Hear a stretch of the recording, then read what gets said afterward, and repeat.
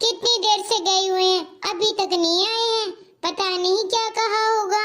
एक तो मन करता फोन करके पूछ लूं, पर रहने देती हूँ, आ ही जाएंगे थोड़ी देर में। माँ, कहाँ चली गई तुम? अरे राजेश बेटा, आ गया तू। कब से इंतजार कर रही थी। जल्दी से बता, क्या कहा डॉक्टर ने? माँ, काजल की तबीयत थोड़ी ठीक नहीं है, तो डॉक्टर ने बोला है कि काजल को कंप्लीट बेड रेस्ट करना पड़ेगा। अरे ऐसा क्या हो गया जो बहू को बेड रेस्ट करना पड़ेगा? अच्छी तो खाती पीती है घर में। तेरा भी मुझे कुछ नहीं पता बेटा। कैसे डॉक्टर के पास लेके गया है बहू को कि जाते ही बेड रेस्ट दे दिया।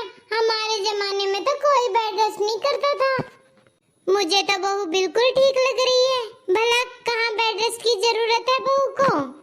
मम्मी जी, आपको तो पता है प्रेगनेंसी में कॉम्प्लिकेशन आते रहते हैं, और डॉक्टर ने कहा है बस 4-5 दिन के लिए बेड रेस्ट करना है। हाँ, तो वो है ना प्रेग्नेंट। अरे प्रेग्नेंट तो हम भी थे, लेकिन हमने कभी बेड रेस्ट नहीं किया बहू। अरे पूरे कुनबे का खाना बनाती थी, सब देखते थे कि बहू कितना काम करती है 9वें महीने में भी। और एक इधर दिन चढ़ते नहीं है कि डॉक्टर कह देता है बेड रेस्ट। अरे किस चीज का बेड रेस्ट? अरे माँ, ऐसे बोल रही है जैसे काजल ने जानबूझ के डॉक्टर को बोला है कि मुझे बेड रेस्ट दे दे। डॉक्टर ने कुछ देखा ही होगा, जब ही तो बोला है तुम्हारी बहू को बेड रेस्ट करने के लिए। हाँ, सब पता है डॉक्टरों की चाल। ये सब बेटा पैसे कमाने के तरीके हैं डॉक्टरों के। अब देखिए तू, रोज तीसरे दिन बुलाएगा डॉक्टर, कहीं दवाई देगा और कहीं बोलेगा कि सुई लगानी है। बस कह दिया, अब डॉक्टरों के चक्कर में पड़ना ही नहीं है। बहू घर में काम करेगी, अच्छा खाएगी पिएगी, बिल्कुल ठीक रहेगी। और तुझे भी चिंता करने की जरूरत नहीं है बहू की। मैं हूँ घर में, संभाल लूंगी। पर मम्मी जी, सबका शरीर अलग होता है।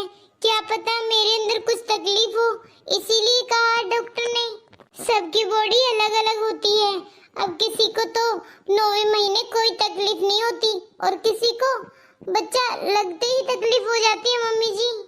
और वैसे भी मम्मी जी, मुझे खुद को अपने शरीर में बहुत तकलीफ लग रही है, इसीलिए डॉक्टर ने कहा था रेस्ट करने के लिए। अरे माँ, तुम्हें चिंता करने की जरूरत नहीं है। क्या पता डॉक्टर को कुछ तकलीफ लगी हो, इसीलिए काजल को बेड रेस्ट करने के लिए बोला है। 1 हफ्ता करा के देख लेते हैं, शायद ठीक हो जाए।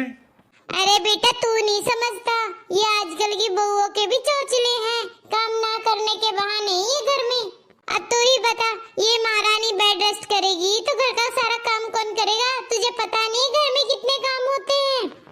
माँ देखो, तुम्हें चिंता करने की जरूरत नहीं है, इसका भी मैंने सोच लिया है। वो अपने पड़ोस में है ना काम वाली, उसको बुला लेंगे हम भी घर में। वो मेरे दोस्त के घर पर भी काम करके जाती है, बहुत अच्छा काम करती है वो घरों में। हाँ, अब तो यही दिन देखने पड़ेंगे। काम वाली के हाथ का ही खाना खाना पड़ेगा मुझे। अब इस घर में काम वाली भी आएगी। हमारे हाथ पैरों को क्या जंग लग गई है? देख बेटा, मैं पहले ही बता देती हूँ, मेरे जीते जी कोई काम वाली नहीं आएगी इस घर में। मुझे काम वाली बिल्कुल पसंद नहीं है। एक तो काम ढंग से नहीं करेगी, ऊपर से उनकी तनख्वाह और बन जाएगी बिना बात की। अरे माँ, तुम पैसों की चिंता बिल्कुल मत करो। अरे 1-1 रुपया जोड़कर ये पूरा घर बनाया है मैंने अपने हाथों से, और तू कहता है पैसों की चिंता मत करो। तुझे क्या पता पैसों की कितनी कीमत होती है? मम्मी जी, बुरा न मानो तो एक बात बोलती हूँ, कुछ दिन के लिए दीदी को बुला लीजिए आप। वैसे भी मम्मी जी, दीदी इधर आएगी तो आपका भी मन लगा रहेगा, और आपको तो कोई परेशानी भी नहीं होगी। क्यों नहीं बहू, हम माँ बेटी तेरी सेवा में जो लगे रहेंगे।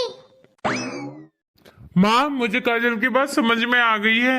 एक काम करते हैं, पायल को ही बुला लेते हैं इधर। मैं खुद लेने जा रहा हूँ काजल को।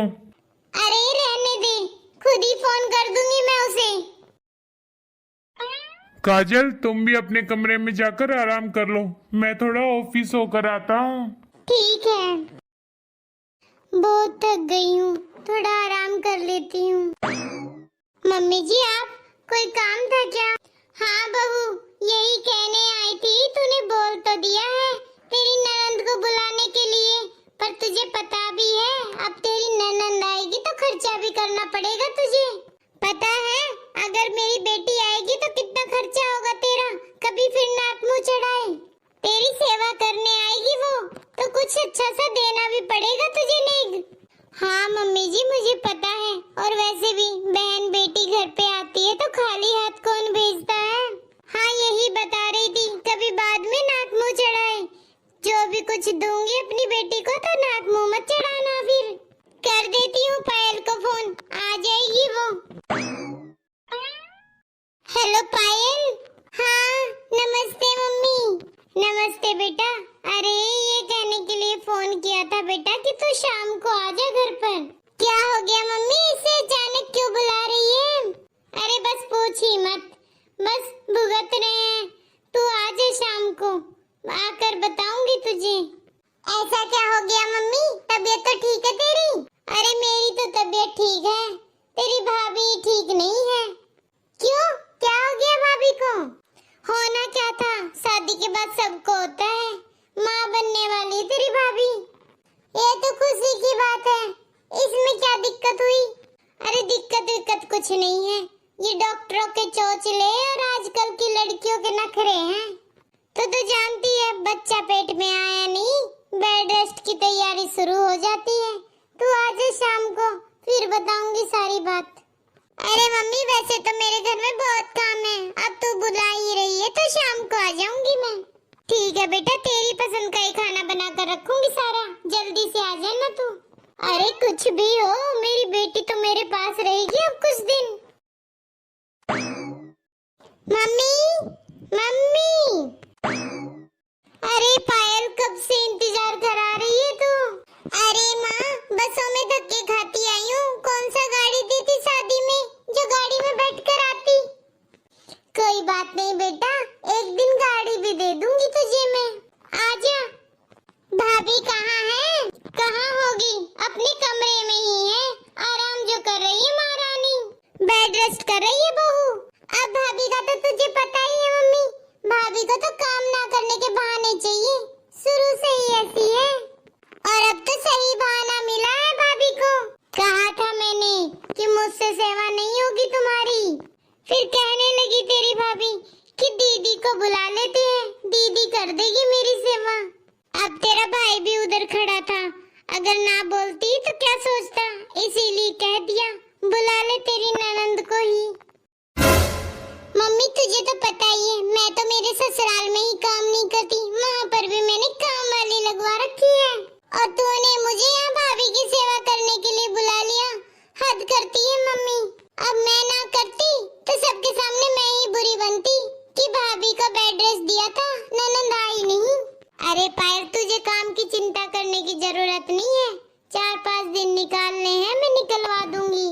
तू तो बस आराम कर, और 4-5 दिन हम माँ बेटी भी तो आराम से बैठकर गप्पे मारेंगे, और फिर जाते टाइम ले जाना कुछ अच्छा सा नेक।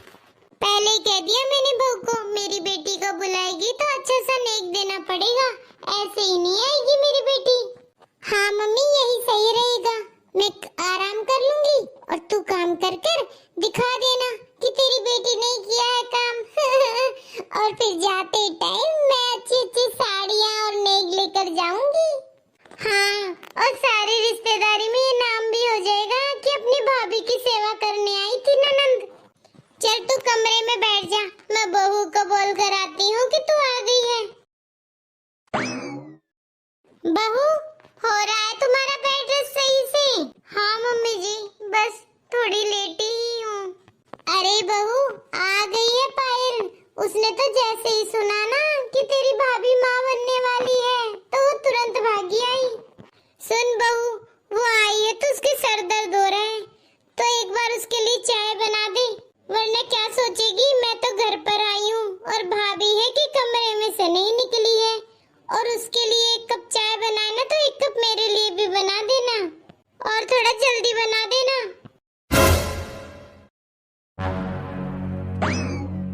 दीदी मैंने मेरे और आपके भाई के सारे कपड़े धो लिए हैं, आप उन्हें छत पर सुखा दो, क्योंकि मुझे डॉक्टर ने मना किया सीढ़ियाँ चढ़ने के लिए। भाभी समझती हूँ कि आप प्रेग्नेंट हो, पर इतने सब भी बहाने मत करो हो कि कपड़े छत पर भी ना सुखा सको? ये सब बहाने आप भाई को दिखाया करो। और वैसे भी छत पर इतनी धूप हो रही है, मुझसे नहीं जाया जाएगा। हे भगवान, बहुत जी घबरा रहा है। मुझे हो क्या रहा है? बिल्कुल जी ठीक नहीं है, चक्कर से आ रहे हैं। दीदी, दीदी, पायल दीदी, मम्मी जी, मम्मी जी। अरे पायल, ये बहू की कैसी आवाज है? जाकर पूछ तो सही, क्या चाहिए तेरी भाभी को? मम्मी, आप जानती नहीं हो भाभी को कितनी सेवा करवा रही हैं आजकल। बस लगा रही होंगी आवाज, चाहिए होगा उन्हें कुछ बेड पे। मैं नहीं जा रही, तुम ही जाकर पूछ लो क्या चाहिए तुम्हारी बहू को। अरे नौकर बनाकर रख दिया है मुझे तो इस घर में। जा बेटा, जाकर पूछ ले, न तेरा भाई आएगा तो 50 सवाल करेगा कि क्या हो गया उसकी बिंदनी को।